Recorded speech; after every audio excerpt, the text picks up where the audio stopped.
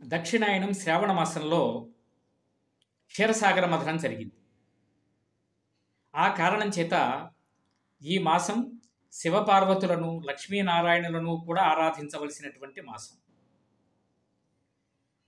క్షీరసాగర మథనంలో హాలాహలం వెలువడినప్పుడు ఆ హాలాహలాన్ని స్వీకరించవలసిందిగా దేవతలంతా కూడా పరమేశ్వరుడు ప్రార్థించారు.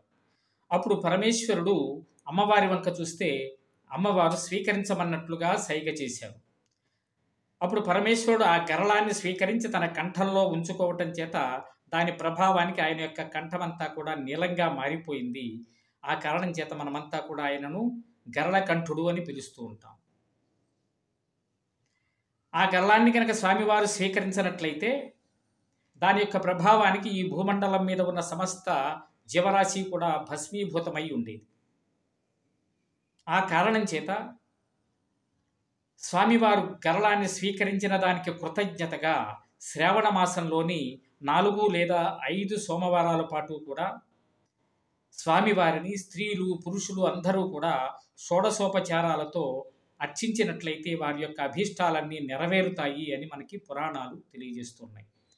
ముఖ్యంగా వివాహం కానిటువంటి స్త్రీలంతా కూడా ఈ యొక్క శ్రావణ మాసంలో సోమవార వ్రతాన్ని కనుక ఆచరించినట్లయితే వారికి మంచి లక్షణాలు, దీర్ఘాయుష్మంతుడు అయినటువంటి భర్త లభిస్తాడు అని పురాణ వచనం.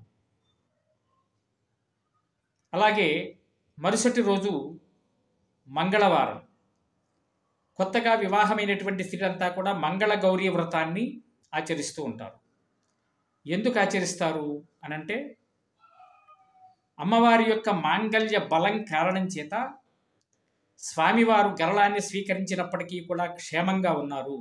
ఆ కారణం చేత ఎవరైనా సరే ఈ యొక్క మంగళ గౌరీ వ్రతాన్ని ఆచరించినట్లయితే వాళ్ళు దీర్ఘసుమంగళిగా ఉంటారు అని, వారికి సకల సౌభాగ్యాలు సిద్ధిస్తాయి అని చెప్పి పురాణాలు తెలియజేస్తూ ఉన్నాయి.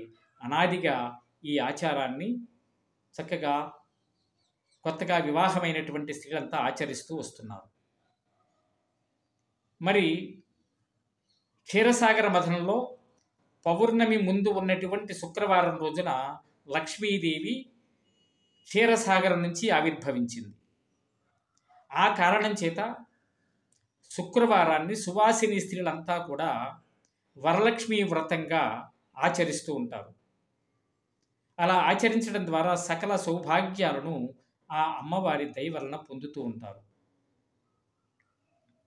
మరి మరుసటి రోజు శనివారం. శ్రావణ మాసం అంటేనే శ్రవణ నక్షత్రంతో కూడినది. నారాయణుడు శ్రవణ నక్షత్ర సంబంధమైనటువంటి వాడు. ఆ కారణం చేత శ్రావణ మాసంలో ఉన్నటువంటి శనివారాలన్నింటిలోనూ కూడా నారాయణుణ్ణి కనుక అర్చించినట్లయితే శని యొక్క ప్రభావం ఉండదు అని చెప్పి పురాణ వచనం. ఆ కారణం చేత మనమంతా కూడా శ్రావణ మాసంలో సోమ మంగళవారాలు శివపార్వతులను, శుక్ర శనివారాలు లక్ష్మీనారాయణులను చక్కగా ఆరాధించి శుభాలను పొందుదుముగాక. జై శ్రీరామ్.